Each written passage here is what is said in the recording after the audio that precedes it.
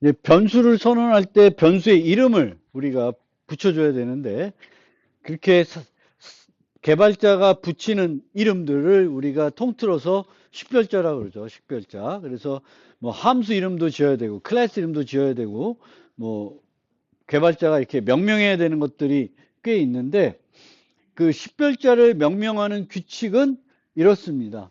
그래서 뭐 하는데, 이런 룰들을 우리가 굳이 외울 필요는 없어요. 그래서 이제 문법들을 뭐 처음에는 한번 읽어볼 필요는 있는데, 외우기보다는 컴파일러 입장에서 한번 생각을 해보시면 저런 룰이 당연하다 이런 식으로 생각하는 게 조금 뭔가 프로그램할 때 더 도움이 되지 않나 생각이 됩니다. 그래서 보시면은 화이트 마이너스 박스 이렇게 쓰면은 헷갈리잖아요. 여러분 입장에서도. 저 마이너스라는 기호가 뺄셈이라는 연산자로 쓰이잖아요. 그럼 화이트에다 박스라는 식별자를 빼는 그런 걸로 받아들이지, 얘를 하나의 식별자로 받아들이기가 힘들 수가 있습니다. 그래서 저런 건 당연히 문법적으로 안 되는 거고요. 어, 그래서 여러분들이 이런 룰들을 좀 외우기보다는 이제 이해하는 컴파일 입장에서 한번 생각해 보는, 아, 그래서 저런 룰을 쓸 수밖에 없겠구나. 이렇게 좀 당연히 좀 받아들이는 형태로 좀 보시면 좋을 것 같고요. 이런 명령 규칙을 보다는 원래 더 중요한 건 뭐냐면은 식별자를 명명할 때는 가독성 있게 우리가 이름을 붙여야 되는 게 더 중요하고요. 그 다음에는 통일성이 있어야 돼요. 통일성. 그래서 식별자의 형태만 보면은 아, 얘는 변수 이름이다. 얘는 함수 이름이다. 얘는 클래스 이름이다. 상수다. 이런 게 딱 눈에 들어오게끔 만드는, 예, 나기 나름대로의 규칙을 갖고 만드는 게 중요합니다. 그래서 보통의 관례는 클래스 이름은 대문자로 시작하고요. 변수와 함수의 이름은 소문자로 시작하고, 상수의 이름은 이제 모두 대문자로 쓰는 게 일반적인 관례예요. 그래서 여러분이 꼭 지켜야 되는 건 아니지만 여러분들 가급적 저 관례를 따라서 어, 명명해 주는 게 좋고요. 그리고 보통 명명을 할 때 한 단어를 가지고 명명하기가 어려울 때가 많아요. 그래서 좀 더 정확하게 의미 전달하기 위해서 두 개, 세 개 단어를 이용해서 명명할 때가 있고요. 그럴 때에는 주로 이런 식으로 낙타표 기법을 쓴다든지 아니면 뱀표 기법을 많이 씁니다. 그래서 여러분들이 선호하는 걸 활용하시면 되겠고요. 특히 상수 이름 같은 경우에는 여러 개를 다 대문자 붙이면 헷갈리니까 상수표 기법만 또 뱀표 기법으로 쓰는 경우가 있어요. 낙타표 기법을 주로 쓰다가. 그리고 여기 보면 변수와 함수 이름을 모두 소문자로 시작하니까 구별하기가 어렵겠다라고 생각할 수 있는데, 함수 이름 뒤에는 항상 뭐가 와요? 함수 이름 다음에는 괄호가 옵니다. 함수 이름은 함수를 정의 선언할 때 오고 함수를 호출할 때 쓰게 되는데 다 뭐가 있어? 괄호가 있습니다. 그리고 주로 변수들은 명사 위주로 많이 이름을 지어요. 근데 함수 이름들은 주로 동사가 또 들어가죠. 그래서 그 이름만 봐도 보통 합니다. 그래서 함수는 주로 명사 플러스 동사를 이용해서 명명해서 쉽게 구분이 된다 이런 거고요. 함수 이름은 조금 더 구체적으로 살펴보면은 보통 반환 타입이 있으면 반환 값을 설명하는 이름으로 많이 씁니다. 이 get name 이렇게 보면은 이 함수에는 아, 그 이름을 반환하겠구나 이렇게 이해되는 거죠. 그 다음에 반환탑이 없으면 이 함수가 하는 일을 주로 설명하는 이름을 쓰고요. 복합 타입 변수에서는 주로 이렇게 복수를 쓸 때도 있어요. 아, 그럼 쟤는 복합 타입이겠구나. 배열 이름 같은 거 쓸 때는 students 뭐 이렇게 붙이기도 합니다. 그래서 이런 게 더 룰보다는 더 잘 따르는 게 좋을 거고요. 보통 혼자 개발할 때는 자기 나름대로 규칙을 정해서 쓰는 게 필요한데, 이제 팀 단위로 개발할 때는 반드시 팀 규칙을 미리 정해놓고 하는 게 좋습니다. 그래야 나중에 결합하는데 얘는 막 이름 저렇게 적어놓고 나는 이렇게 적으면 결합하면 코드가 읽기가 힘들겠죠. 안 맞으니까. 그래서 팀 단위로 개발할 때는 팀 규칙, 또 회사 가면은 그 회사에서 쓰는 어떤 룰들이 있을 거예요. 개발 룰. 그럼 내가 싫어도 그 룰을 따라야지 뭐 어떻게. 이렇게 보시면 되겠습니다. 그리고 키워드는 이제 식별자로 못 쓰겠죠. 그래서 키워드는 이제 컴파일러가 이해하는 그런 단어들이 되겠습니다. 뭘 보지 않아도 얘는 이제 어떤 의미를 갖고 있는 이름이 되겠습니다. 그래서 여기 보면 20에 추가된 거, 11에 추가된 거, 뭐 이런 거 있는데 가급적이면 새로운 문법이 우리가 도입하더라도 키워드는 새롭게 추가하지 않는 게 추세예요. 왜 새로운 키워드를 넣으면 안 될까? 원래 버전 업이 돼도 옛날에 만들었던 코드는 새 버전에서도 어떻게 돼야 돼? 잘 돌아가야 돼요. 그런데 키워드를 추가하는 순간 안 돌아갈 수가 있죠. 왜냐하면 예전에 그 키워드가 아니었으니까 내가 키워드를 다른 용도로 쓸 수가 있었을 겁니다. 그래서 가급적이면 그 새로운 문법을 도입하더라도 키워드는 새로 안 넣으려고 노력을 해요.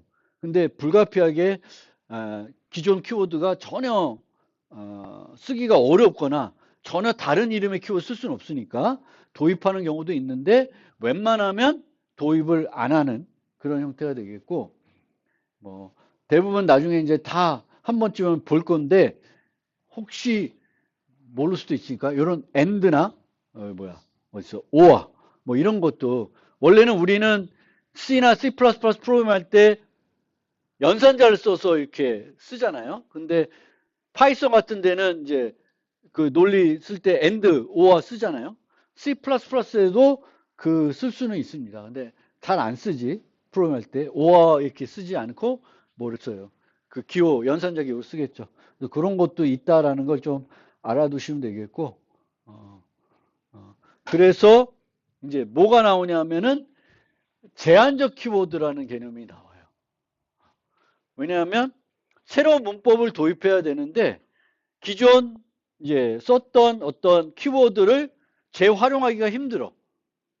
그러면 이제 불가피하게 도입하는데 키워드로 도입하는 게 아니라 제한적 키워드로 도입하는 거예요. 제한적 키워드는 사용하는 위치가 어디냐에 따라서 키워드가 되는 거고 다른 위치에 쓰면 키워드로 인식을 안 하는 거예요. 그래서 이런 애들은 제한적인 키워드예요.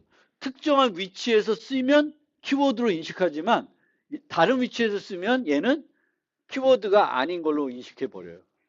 그래서 그러니까 새로운 문법을 도입할 때 키워드를 도입 안 하는 게 추세이고 도입하더라도 제한적 키워드로 도입을 하려고 합니다.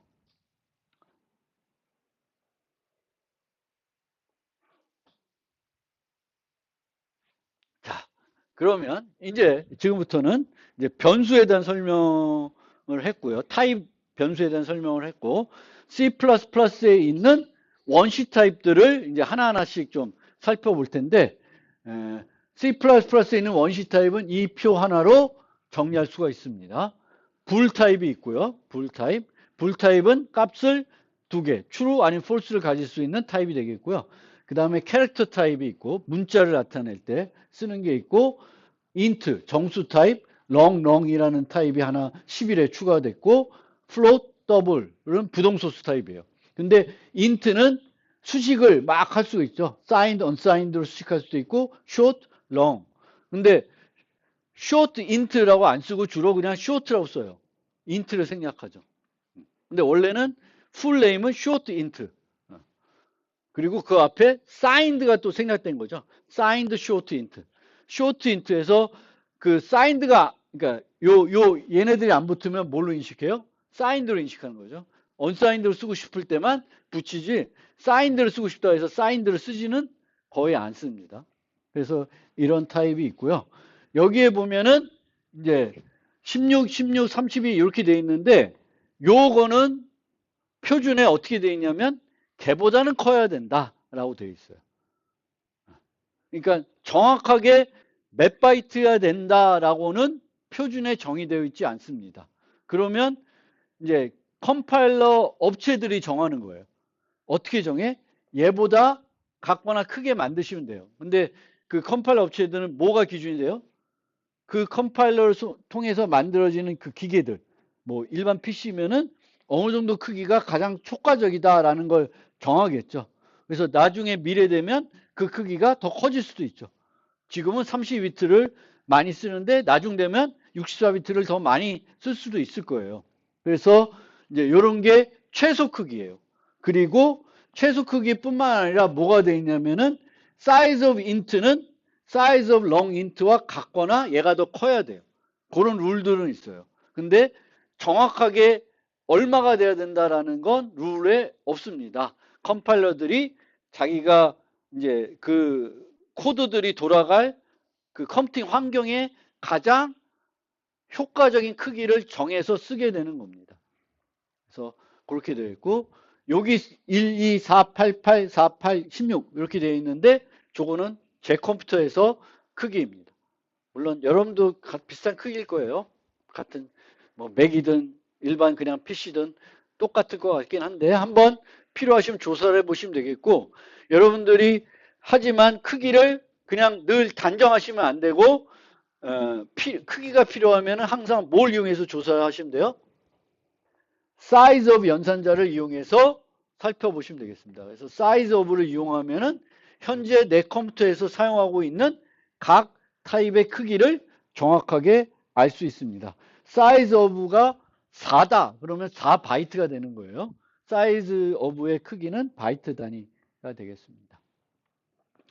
그리고 이제 이렇게 되니까 또 우리가 쓸 때 보면은 최대값, 최소값이 알고 싶을 때가 있어요. 왜냐하면 최대값을 넘어가면은 오버플로우가 생겨가지고 문제가 돼요. 내가 생각했던 값이 아닌 엉뚱한 값을 가질 수가 있거든요. 그래서 최대값이 필요한데 그 최대값들은 이제 예전 C에 썼던 C 리밋, C 플로트들을 인클루드하고 이런 거 쓸 수 있어요. int min, 뭐 더블 맥스 이런 거 쓸 수 있는데 C++에서는 그것보다는 요거 쓰는 게 좋아요. 요거 리미스를 인클루드하고 이렇게 되게 긴데 여러 개를 인클루드 안 해도 돼요. 뭐만 하면 돼? 리미스만 인클루드 하면 모든 타입의 크기를 다 알 수가 있어요. 뭐만 바꾸시면 돼요. 여기 인트 쓰는 대신에 더블 알고 싶으면 여기다 뭘 넣으면 돼? 더블 넣으면 되겠고 여기다 민이 아니라 맥스를 넣으면 최대값, 최소값 알 수 있습니다. 그래서 C++에서는 뭐 얘를 써도 되지만 얘를 더 많이 쓰게 돼요. 근데 처음엔 너무 길어서 쓰기가 불편한데 나중 되면은 얘가 더 편할 수도 있습니다. 인클루드 해야 되는 게 적어지니까 그렇습니다.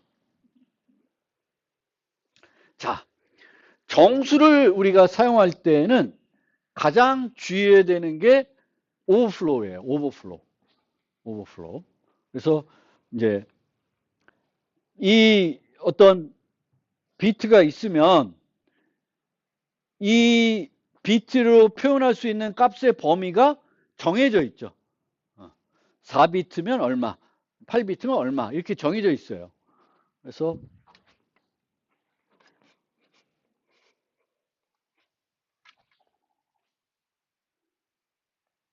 여기 보면 맨 위에 보면은 4비트짜리가 있다 칩시다. 4비트 크기의 어떤 타입이 있어요. 그러면 0111은 뭐에 해당돼요? 10진수로 7에 해당되죠. 이거 다 알죠? 그렇죠? 그런데 요 7에다가 1을 더하면 1000이 되는데 1000이 되면 4비트면 값이 어떻게 돼요? 원래 7 더하기 1은 8이 돼야 되잖아. 근데 8이 안 되고 뭐가 돼요? 마이너스 8이 돼요. 왜 마이너스 8이 되냐? 원래 최상위 비트가 1이면 부호 비트로 써서 음수로 이해가 돼요. 근데 음수로 이해되는데 우리가 쓰는 표기법은 무슨 표기법이라 그래요? 2의 보수 표현법이라 그래요. 2의 보수 표현법에서 여기가 1이면은 요 값은 뭐가 되냐면 원래 1, 2, 4, 8이잖아요. 8이 돼야 되는데 8이 되는 게 아니라 마이너스 8이 돼요. 그러면 원래 1, 1, 1이면 그 값은 어떻게 돼? 마이너스 8에 7을 더하니까 마이너스 1이 되는 거죠. 그래서 그런 식이 되는 거예요. 그래서 여기다는 7이 원래 4비트에서 양수로 치면은 가장 큰 값이죠. 그래서 7 더하기 2라면 원래 8이 나온 게 아니라 저런 식으로 오버플로 나서 음수가 돼버리는 그런 문제가 생깁니다. 그래서 내가 범위를 알고 또 항상 음수가 양수보다 하나 더 많다. 총 나타낼 수는 짝수개니까 0이 포함되는 순간 이제 양수와 음수가 대칭적이지 않은 거죠. 그럼 항상 뭐가 더 많아요? 음수가 하나 더 많습니다. 그래서 그거를 잘 이해하셔야 되겠고, 그러면 이런 문제가 나오면 이 문제는 양의 정수가 들어오는데 이 양의 정수를 어떻게 하냐면 음수이면은 n을 2분의 n으로 바꾸고 홀수이면은 n 플러스 1을 하거나 n 마이너스 1을 해서 이제 진행을 하게 됩니다.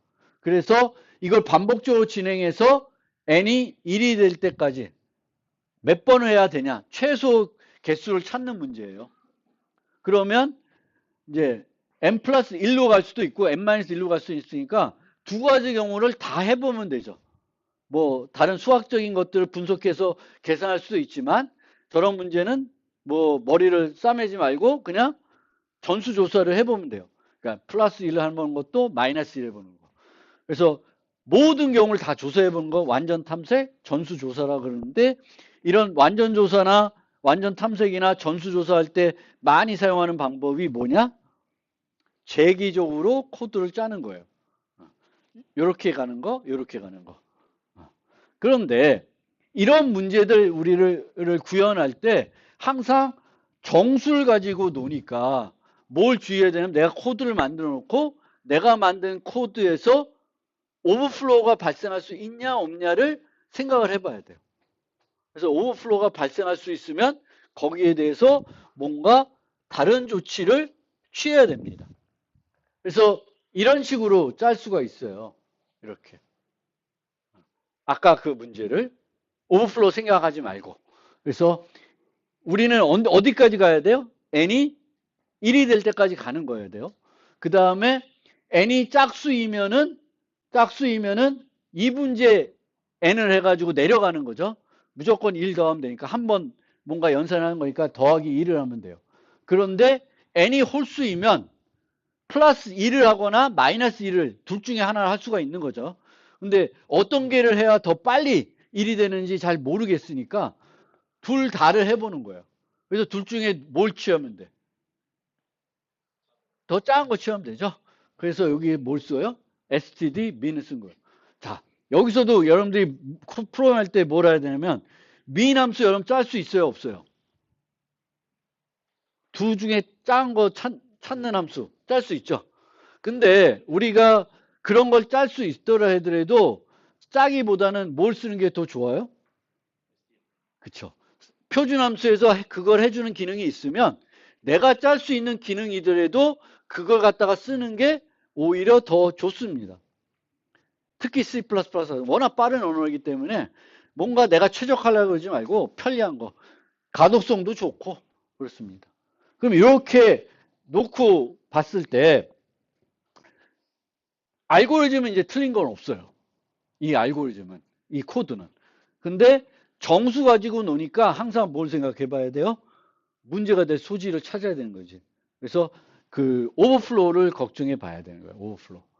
그래서 오버플로우를 걱정해 보는데 자, n은 양의 정수가 들어온다 그랬어요. 양의 정수. 입력으로 시작점은 항상 양의 정수예요.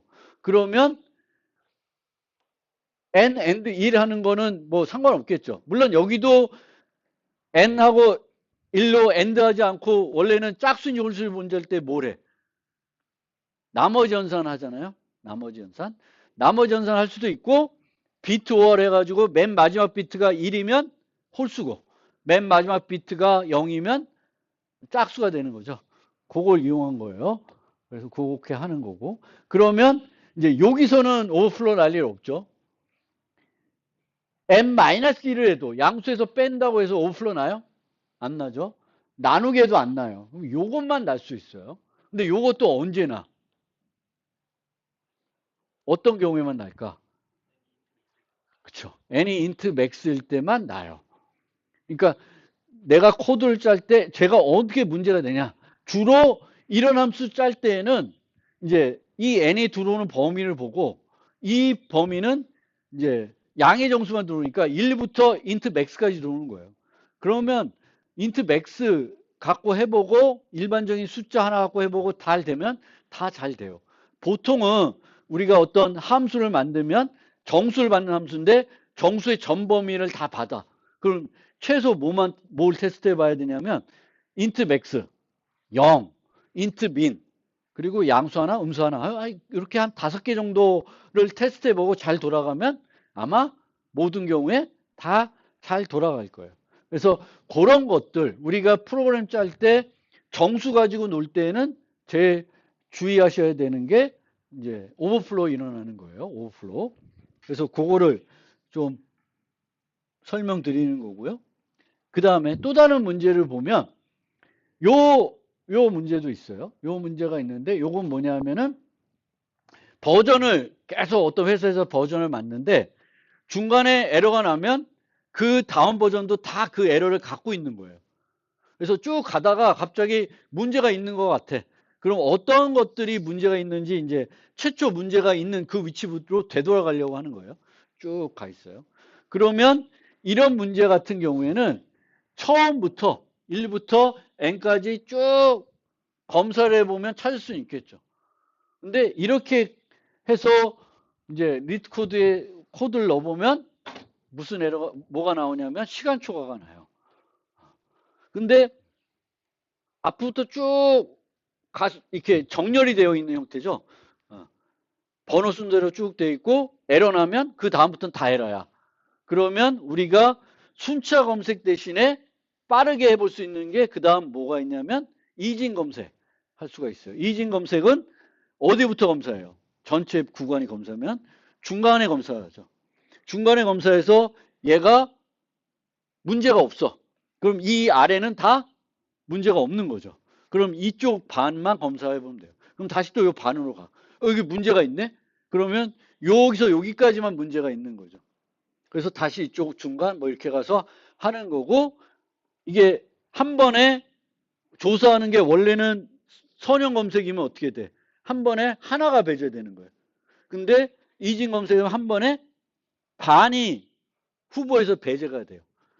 한 때마다 반씩 줄어드는 거예요. 내가 검사해야 될 게. 그러면 얘의 전체적인 비용은 로그 n으로 줄어들어요. 전체적인 비용이. 그러니까 1000개 있다. 그러면 한 10번이면 찾아. 최악의 경우도. 그러면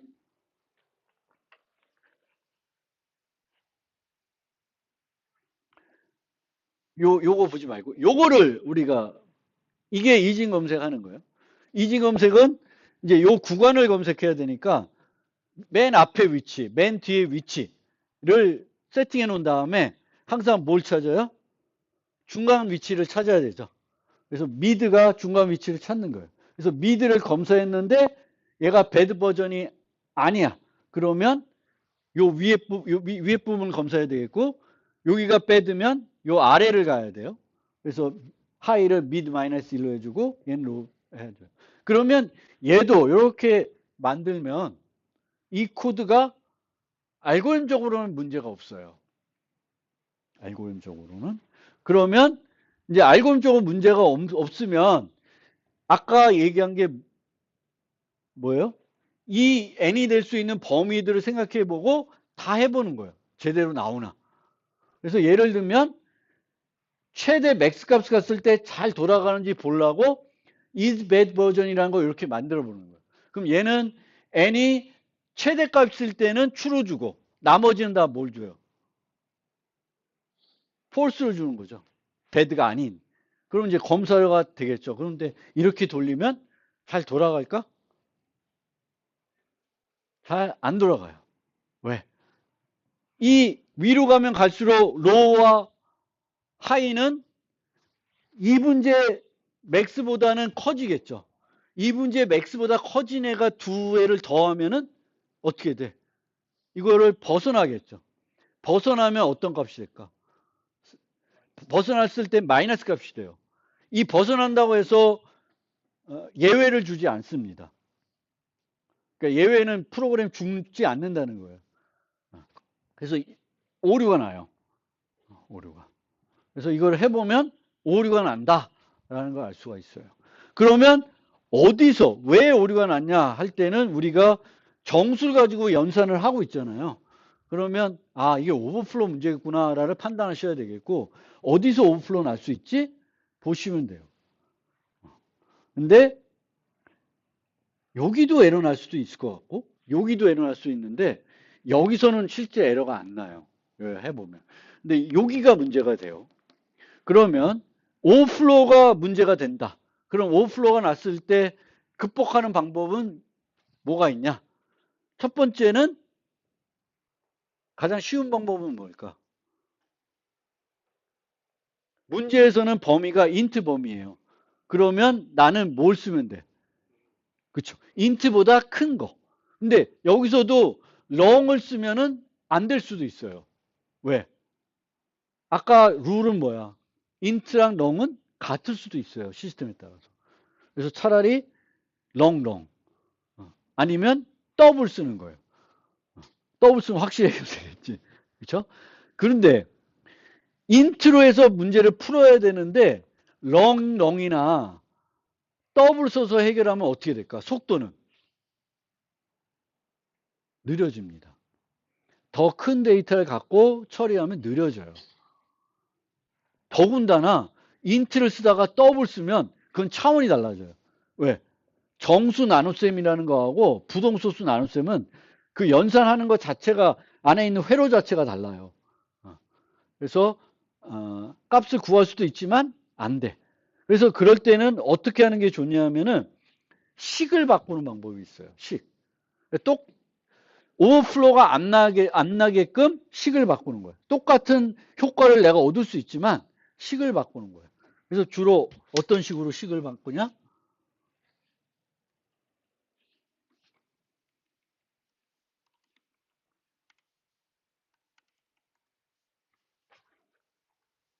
이렇게 식을 바꿉니다. 로 플러스 하이 나누기 2를 하는 게 아니라 로우에다가 하이 빼기 로 나누기 2예요. 그러면 얘는 하이가 와 로우가 아무리 크다 해도 하이는 로우보다는 요 규정에 의해서 항상 큰 애죠. 그렇죠? 그럼 얘는 작은 애가 될 거예요. 나누기 2면 로우와 더해도 이제 안으로 들어오는 애가 됩니다. 미드가. 그래서 이렇게 식을 바꾸는 게 더 좋은 방법이다. 식을 바꿀 수 있으면 더 좋은 방법이 되겠습니다. 그래서 그런 거를 보시면 되겠고 이런 것도 있어요. 라이브러리 함수에. 얘는 지가 안에서 오버플로 안 나게끔 해주는 거예요. 근데 이런 거는 알아야 쓰는 거고, 그렇죠? 모를 때는 이제 이렇게. 그래서 이제 이런 개념들을 우리가 정수 가지고 연산을 취할 때는 항상 머릿속에 오버플로 나지 않을까를 걱정을 해보셔야 되겠고, 오버플로가 나는 위치가 있으면 검사하고 계산할 수도 있어요. 근데 이것도 여러분들이 잘 알고 계셔야죠. A 더하기 B가 오버플로 날 수도 있죠. A, B가 되게 크면. 그렇죠? 그러면 A 더하기 B 할 때 오버플로 나는지 검사하고 싶으면 A 플러스 B하고 얘와 비교하면 돼요? 안 돼요? 안 되죠. A 플러스 B 하는 순간 이미 오버플로가 나버리면 이제 음수가 돼버리니까 안 되는 거예요. 그래서 이제 A 플러스 B가 얘보다 큰지 보려고 그러면 A 더하기 B가 C보다 큰 게 아니라 B를 1로 넘겨서 이런 식으로 검사를 하고 이게 문제가 없으면 A 더하기 B하고 문제가 있으면 뭐 다른 조치를 취하는 거죠. A 곱하기 B가 오버플로우 나는지 보려고 그러면 이게 넘겨가지고 보셔야 되는 거예요. 그래서 오버플로우 발생을 검사하는 조건식도 여러분들이 필요하면 잘 작성할 수 있어야 되겠고 이게 오버플로우를 검사하는 게 중요한 게 아니라 똑같은 식을 해야 될 때가 많거든요. 오버플로우가 난다고 해서 이제 거기서 이제 끝내는 게 아니라 안 나게끔 해야 되는데 뭐 그 순간만 이제 타입 변환을 해서 또 처리할 수도 있고, 그게 아니라 더 좋은 방법은 이렇게 할 수만 있다면, 식을 바꿔서 똑같은 효과를 얻을 수 있다면 저게 제일 좋은 방법이 되겠습니다. 그리고 이제 그 크기들이 그 컴파일러랑 내가 사용 환경 때 다 다를 수 있으니까 나는 이렇게 고정해서 나는 32비트는 딱 필요해. 그러면 그냥 인트 쓰는 게 아니라 이런 애들을 쓰셔도 돼요. 얘는 고정 크기 인트예요. 근데 얘네들 쓰려면 요 CSD 인트, 스탠더드 인트. 그래서 저 애들은 이제 고정된 크기고, 이런 애들은 요 규정도 있어요. 최소 몇 비트 이상은 돼야 된다. 다음 애들보단 같거나 작아야 된다. 이런 규정이 있지만 정확한 크기는 모르는 거고, 몇 년 뒤면 또 그게 바뀔 수도 있어요. 컴퓨팅 환경이 바뀌면서 달라질 수가 있으니까 고정 크기 정수 타입이라는 게 있다라는 거 알아두시고 이제 이렇게 쓰시면, 그래서 이런 옛날에 C부터 썼던 게 요거고요. 이제는 C++에서는 요 numeric limits 해가지고 여기다가 뭘 넣어가지고 maxmin을 찾는 게 익숙해지면 limits라고 하는 거 하나만 include 해가지고 뭐 더블도 쓰고 다 쓸 수 있으니까 조금 더 편할 수가 있습니다. 익숙해지면. 그리고 정수 상수는 우리가 주로 이렇게 아무것도 수식 안 하면 10진수로 해석하는데, 이제 공비는 2진수, 0이면 8진수, 0x는 16진수가 되겠고요. 이렇게 10이라고 상수로 쓰면은 얘는 무조건 int로 해석하지는 않아요. 뭘로 해석해요? int, long 중에 쟤를 수용할 수 있는 가장 작은 타입. 그럼 10이면 뭘로 해석되겠어요? int로 해석되는 거예요. 그리고 얘네들은 이제 앞에다가 붙이는 거죠. 뒤에다 붙여가지고 타입을 우리가 쓸 수가 있어요. 타입을. 그래서 LL, long 타입이다. 그래서 0LL 그러면 이 0은 long 타입인으로 해석하는 거죠. 그냥 0 쓰면 무슨 타입 해석될까? int로. 그래서 내가 필요할 때 unsigned else 수, ULL 그럼 unsigned long이 되는 거죠. 그래서 소문자, 대문자로 다 되는 거고요. UG라는 타입도 있습니다.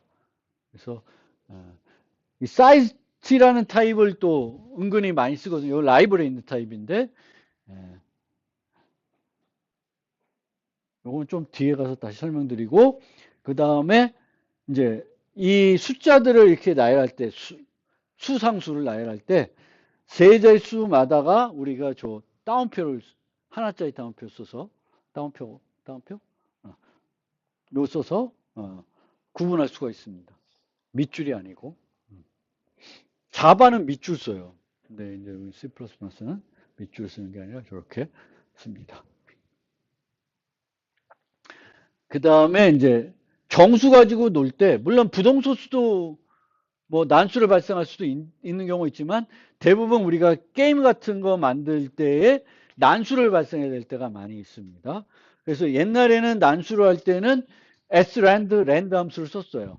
그래서 srand에다가 초기 그 seed 값을 줘서 그 난수 발생의 초기 값을 주고 놓고 그 다음에 란드를 불러가지고 계속 난수를 만들었는데, 이 예전에 랜드 함수가 그렇게 좋은 난수 함수는 아니었어요.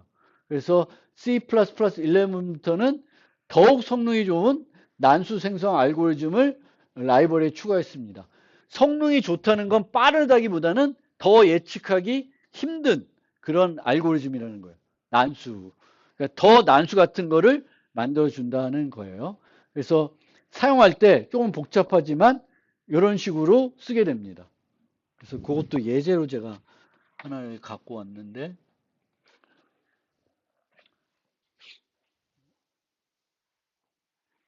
우선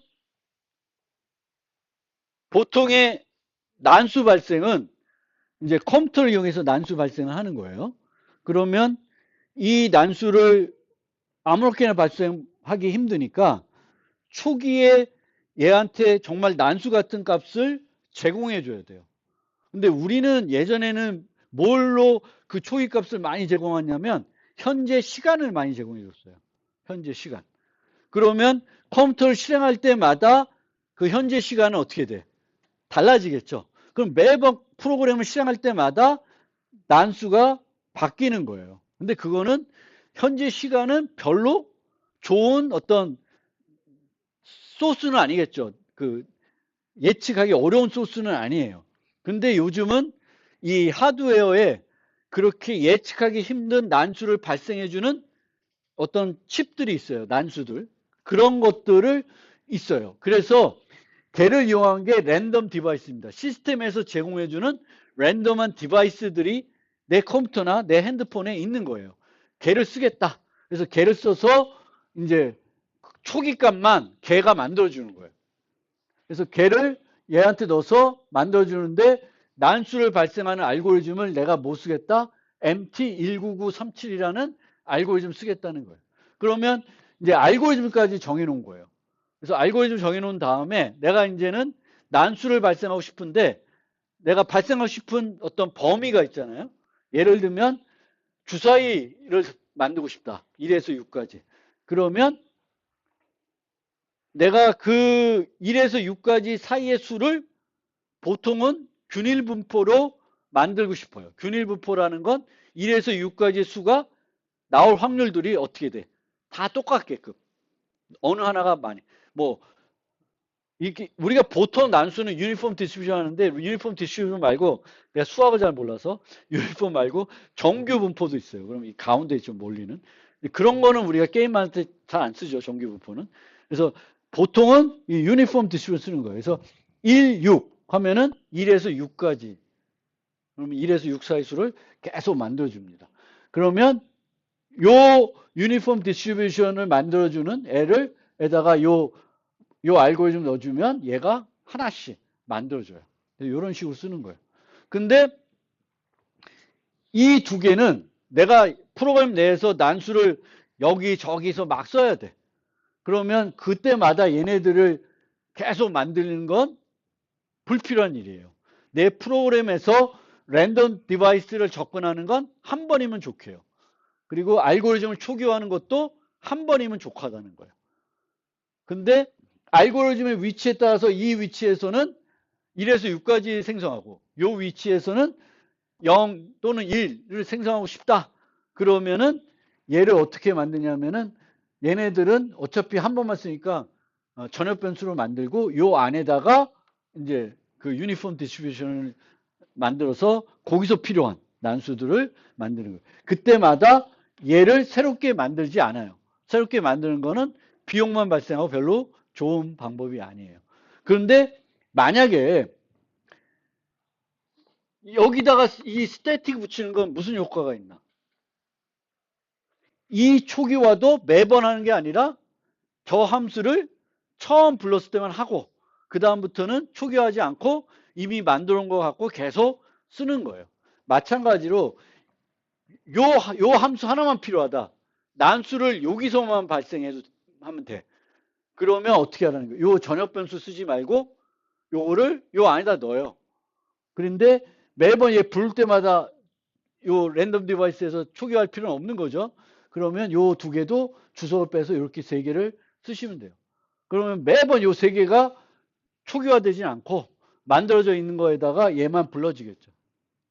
그래서 이런 식으로 여러분들이 그 C++에서는 난수를 만들어서 쓰시면 된다. 이게 기본. 여러분들 뭐만 바꾸면 돼. 요 범위만 바꾸시면 돼요.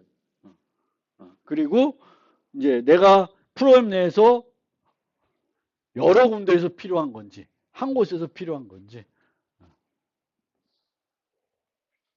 뭐 나중 되면 저거를 내가 클래스로 만들고 그 클래스의 객체를 필요할 때 생성해서 이제 처리하는 방법도 있어요. 그건 객체 지향적으로 되는 거니까 객체 지향하고 상관없이 우리가 한다 그러면 이제 이런 식으로 프로그램 하시면 되겠습니다. 네.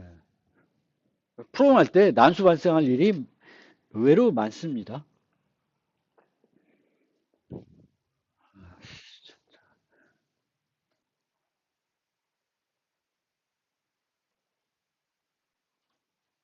시간이 애매하네.